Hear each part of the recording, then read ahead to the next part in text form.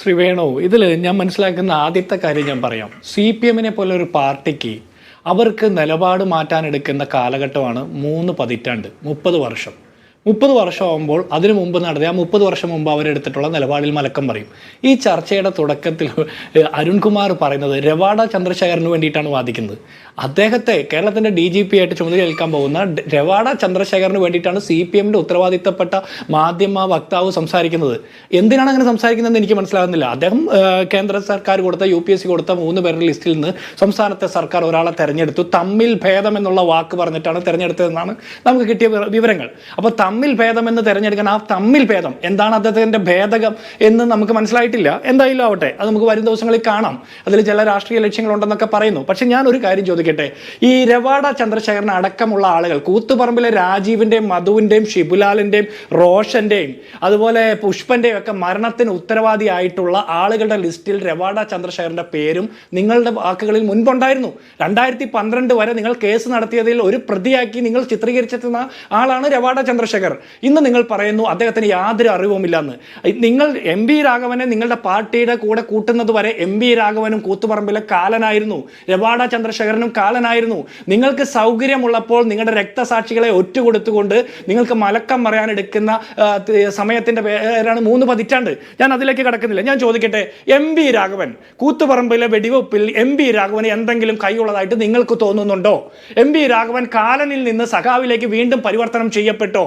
രവാഡ ചന്ദ്രശേഖരനെ വാഴ്ത്തിപ്പാടുന്ന CPM-ന്റെ പ്രതിനിധിയോട് എനിക്ക് ആദ്യം ചോദിക്കാനുള്ള രവാഡ ചന്ദ്രശേഖരനെ കുറിച്ചിട്ടുള്ള MP രാഘവനെ കുറിച്ചിട്ടാണ്. ഇതേ MP രാഘവന്റെ മകന് നിങ്ങൾ പാർട്ടി ചിഹ്നം കൊടുത്ത് മത്സരിപ്പിക്കുന്നു. സ്വാഭാവികമായിട്ട് ആർക്കും പാർട്ടി ചിഹ്നം കൊടുത്ത് മത്സരിപ്പിക്കാവുന്ന പാർട്ടിയുടെയും മത്സരിക്കാൻ വരുന്ന ആളുകളുടെയും താല്പര്യമാണ്. പക്ഷേ ഇതേ MP രാഘവന്റെ മകന് പാർട്ടി ചിഹ്നം കൊടുത്ത് മത്സരിപ്പിച്ചതല്ല പ്രശ്നം.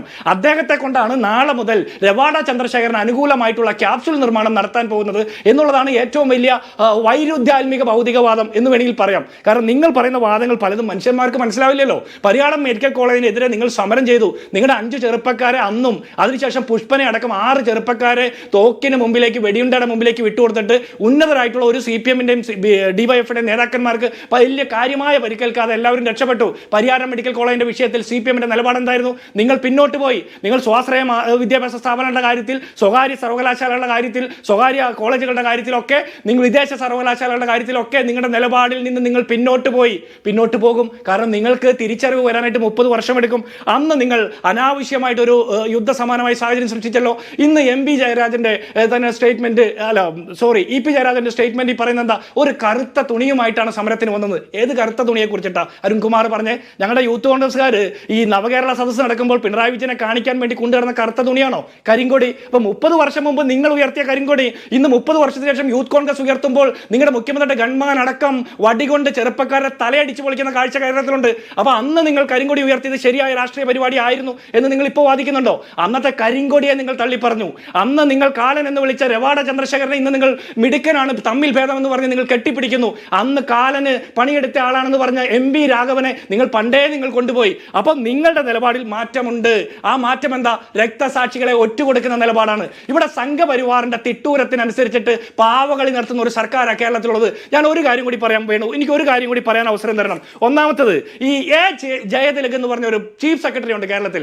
അദ്ദേഹത്തെ നമ്മൾ ഓർക്കേണ്ടത് ജയതിലക് എന്ന ചീഫ് സെക്രട്ടറി ആയിട്ട് മാത്രമല്ല, മുട്ടിൽ മരം മുറിക്ക് കാരണമായിട്ടുള്ള പ്രത്യേക ഗവൺമെന്റ് ഓർഡർ പുറപ്പെടുവിച്ച ഉദ്യോഗസ്ഥനാണ് അദ്ദേഹം. ഇന്ന് ചീഫ് സെക്രട്ടറിയാണ്. അദ്ദേഹവുമായി ബന്ധപ്പെട്ട ആരോപണം നേരിടുന്ന ഒരു മുഖ്യധാര മാധ്യമം, ആ മാധ്യമമാണ് ഇന്ന് കേരളത്തിൽ സർക്കാരിന് വേണ്ടിയിട്ട് PR വർക്ക് നടത്തുന്നത്.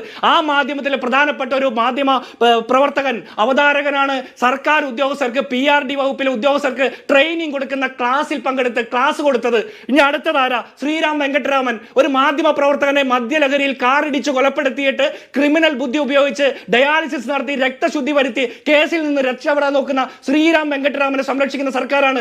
ഹിന്ദു വാട്സ്ആപ്പ് ഗ്രൂപ്പ് ഉണ്ടാക്കിയ K ഗോപാലകൃഷ്ണനെ സംരക്ഷിക്കുന്ന സർക്കാരാണ് കേരളത്തിലെ. അതുപോലെ കേരളത്തിലെ പോലീസ് സ്റ്റേഷനിൽ പെയിന്റ് അടിക്കുന്നതിൽ പോലും കൈക്കൂലിക്ക് ഇടപാടിന് സാഹചര്യമുണ്ടോ എന്ന് റിസർച്ച് നടത്തിയ ലോക്നാഥ് ബെഹ്റയെ സംരക്ഷിക്കുന്ന സർക്കാരായത്. അത് മാത്രമല്ലല്ലോ, ഇവിടെ MR അജിത് കുമാറിനെ കുറിച്ച് നമ്മൾ പറയാതെ പോകാൻ പറ്റുമോ? RSSന്റെ നേതാക്കന്മാരെ കണ്ട് ആ കേരളത്തിലെ ആഭ്യന്തര വകുപ്പിനെ RSSന്റെ ശാഖയിൽ കൊണ്ടുപോയി കെട്ടി അടിമവേലയ്ക്ക് വിട്ടുകൊടുത്ത് തൃശ്ശൂർ പൂരം കലക്കി അവർക്ക് ഒരു MBA ഉണ്ടാക്കി കൊടുക്കാൻ പറ്റിയ രാഷ്ട്രീയ സാഹചര്യം നിർമ്മിച്ചു നൽകിയ MR അജിത് കുമാറിനെ DGP ആക്കാൻ വേണ്ടി ശ്രമിച്ചിട്ട് അവിടേക്ക് എത്താതെ വന്നപ്പോൾ സംഘപരിവാർ കൊടുക്കുന്ന ലിസ്റ്റിൽ നിന്ന് തമ്മിൽ ഭേദമായിട്ടുള്ള രണ്ട് കൂട്ടർക്കും തമ്മിൽ ഭേദം എന്ന് തോന്നുന്ന ഒരാളെ ഇവർ സെലക്ട് ചെയ്യുന്നു. ഇവിടെ നമ്മൾ ആലോചിക്കേണ്ടത് KM എബ്രാഹിമിനെ പോലുള്ള ആളുകൾ, എല്ലാ തട്ടിപ്പ് കേസിനും നേതൃത്വം കൊടുക്കുന്ന KM എബ്രഹാമിനെ പോലുള്ള ആളുകളെ പോലും സംരക്ഷിക്കുന്ന ഒരു സർക്കാർ. അപ്പോൾ ഉന്നതരായിട്ടുള്ള IPS IAS ഉദ്യോഗസ്ഥർ മുൻപെങ്ങും ഇല്ലാത്ത വിധം ഇത്രത്തോളം കറപ്റ്റഡ് ആയിട്ട് നിൽക്കുന്നത് പിണറായി വിജയൻ സർക്കാരിന്റെ കാലത്താണ്. ഇവര് വർഗീയ താല്പര്യം മുന്നിൽ നിർത്തിക്കൊണ്ട് വാട്സപ്പ് ഗ്രൂപ്പുകൾ ഉണ്ടാക്കും, വർഗീയ ചേരിതിരിവിന് വേണ്ടിയിട്ടുള്ള ശ്രമങ്ങൾ നടത്തും, RSSന് വിടുപണി നടത്തും, എന്ത് അഴിമതിയും തോന്നിമാസവും നടത്തും, ഏത് മരം കൊള്ളയ്ക്കും വേണ്ടി ഒത്താശ ചെയ്യും. ഇവരെയൊക്കെ സംരക്ഷിക്കുന്ന ഒരു സർക്കാർ പറയുകയാണ് 30 വർഷത്തിന് ശേഷം ഞങ്ങളുടെ രക്തസാക്ഷികളെക്കാൾ ഞങ്ങൾക്ക് തമ്മിൽ ഭേദം രവാഡ ചന്ദ്രശേഖരൻ എന്ന ആ രക്തസാക്ഷികൾ ഉണ്ടാകാൻ വേണ്ടിയിട്ട് നിർദ്ദേശം കൊടുത്ത ഉദ്യോഗസ്ഥനാണെന്ന്. ഞാൻ അദ്ദേഹത്തിനെ കുറിച്ചിട്ട് കൂടുതൽ പറയാൻ ഞാൻ ആളല്ല. കാരണം കേരളത്തിലെ പോലീസ് ചീഫ് ആകേണ്ടത് സീനിയോറിറ്റി വെച്ചിട്ട് IPS ഉദ്യോഗസ്ഥന്മാരിൽ ഏറ്റവും സീനിയോറിറ്റി ഉള്ള ആളുകളിൽ നിന്ന് തെരഞ്ഞെടുക്കാൻ വരുന്ന ലിസ്റ്റിൽ നിന്ന് ഒരാളെ സർക്കാർ തെരഞ്ഞെടുത്തു. അതിനപ്പുറം ഇത് വിവാദമാകുന്ന എപ്പോഴാണോ P ജയരാജൻ എന്ന് പറയുന്ന CPMന്റെ സംസ്ഥാന സമിതി അംഗം, അദ്ദേഹമാണ് സ്റ്റേറ്റ്മെന്റ് പറയുന്നത്. ഇത് കൂത്തുപറമ്പ് രക്തസാക്ഷികളെ വഴിയിൽ വിലക്കി വെച്ചിട്ട് രവാഡ ചന്ദ്രശേഖരനെ CPM പുൽകി എന്ന് പറയുമ്പോൾ ഈ കിട്ടിയ 3 പേരിൽ നിന്ന് മറ്റ് 2 പേരെ ഒഴിവാക്കാനുള്ള കാരണം കൂടി പറയണ്ടേ?